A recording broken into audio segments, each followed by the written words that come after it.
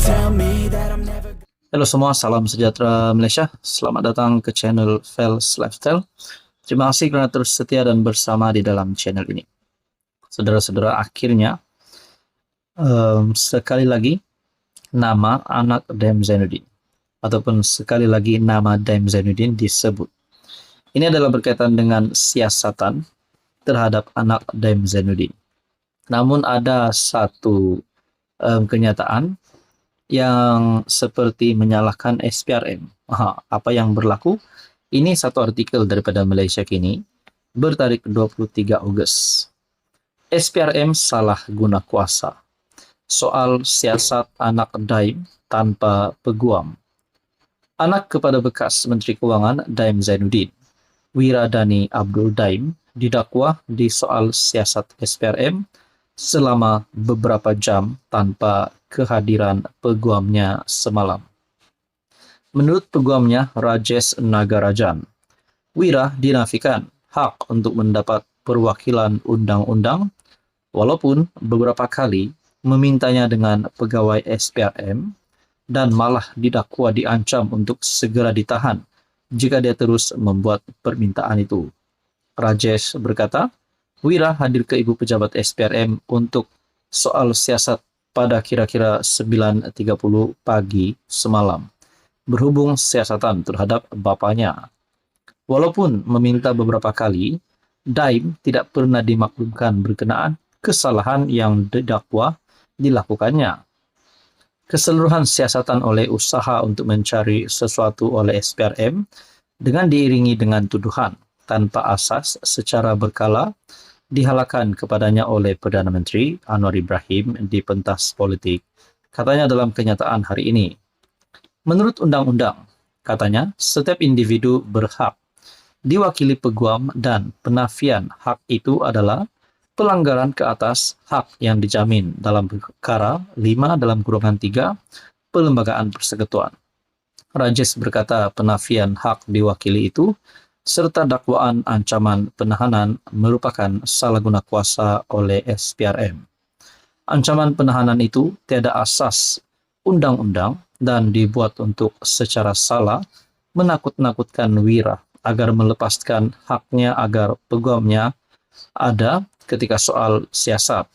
Ekoran tindakan angku, sembarangan dan menyalahi undang-undang oleh SPRM ini, Wira terpaksa melalui soal siasat berjam-jam tanpa kehadiran peguam, katanya, sambil menambah ia satu tindakan yang tak dapat diterima. Justru dia menggesa SPRM, Menteri Dalam Negeri dan Kerajaan untuk tidak lagi menafikan hak rakyat untuk mendapat nasihat perundangan. Jadi saudara-saudara, tuan-tuan dan puan, adakah dengan ini pihak daripada Daim Zainuddin akan menyaman SPRM ataupun kerajaan? Nah, ini menjadi persoalan. Apa komen Anda? Halo semua, salam sejahtera Malaysia. Selamat datang ke channel Fels Lifestyle. Tuan-tuan dan puan yang amat dihormati. Akhirnya berkaitan dengan cerita panas, berkaitan dengan isu Muhyiddin Yassin, ucapan kontroversi Muhyiddin Yassin yang telah menjadi viral di media sosial dan menjadi buah mulut ramai orang. Akhirnya salah satu kepimpinan daripada pembangkang PN ataupun Bersatu tampil bersuara berkaitan dengan isu ini. Saudara-saudara, berkaitan dengan 115 SD pendedahan daripada bekas Perdana Menteri Muhyiddin Yassin, Zahid dah keluar kenyataan bahawa 10 ahli parlimen Barisan Nasional itu tidak termasuk di dalam SD tersebut. Zahid berkata hanya 105 SD yang menyokong Muhyiddin Yassin menjadi Perdana Menteri selepas PRU15 yang lepas. SD Muhyiddin ada klausa batalkan semua perjanjian sebelum PRU15. Akuan berkanun SD yang ditandatangani oleh semua ahli parlimen yang menyokong PN Muhyiddin sebagai Perdana Menteri selepas PRU15 mempunyai klausa yang membatalkan semua perjanjian sebelum pilihan raya, kata Bersatu. Ketua Penerangan Bersatu, Razali Idris, berkata bahawa kesahihan SD tersebut tidak boleh dipertikaikan. Razali berkata demikian mengulas kenyataan Zahid Hamidi yang mempersoalkan kesahihan tersebut. Zahid salah. Kenapa?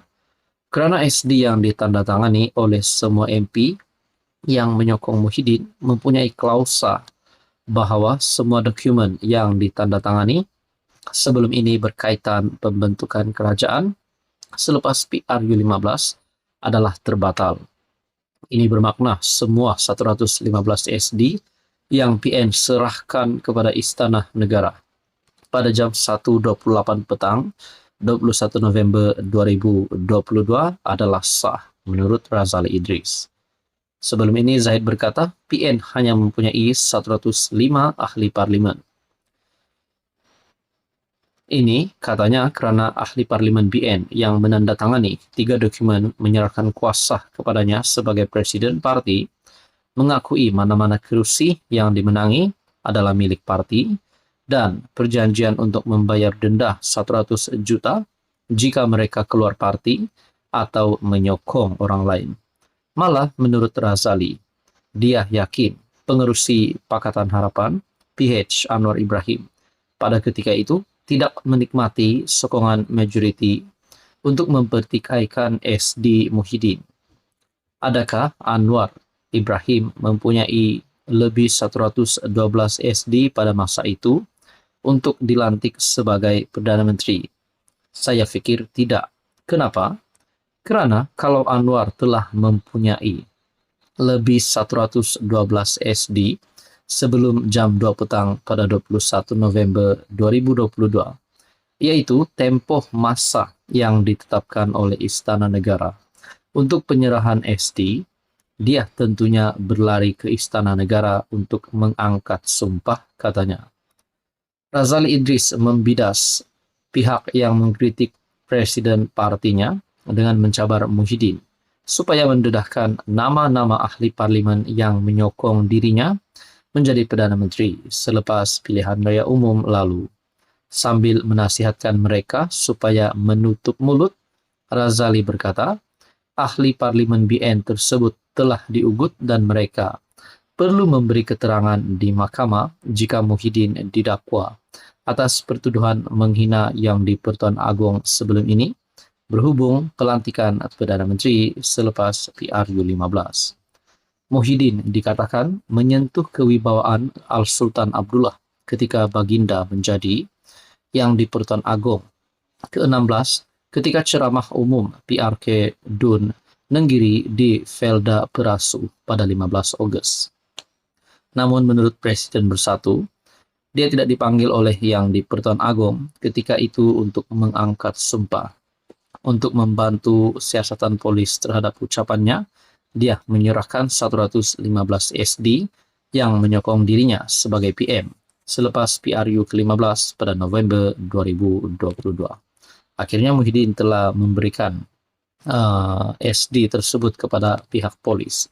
Persoalannya adalah, adakah selepas ini Muhyiddin Yassin boleh menjadi Perdana Menteri lagi? Dan Anwar Ibrahim akan ditumbangkan. Semua ini menjadi persoalan. Namun persoalan yang paling utama bagi saya adalah dedahkan siapa 115 SD itu, barulah rakyat puas hati. Apa komen Anda?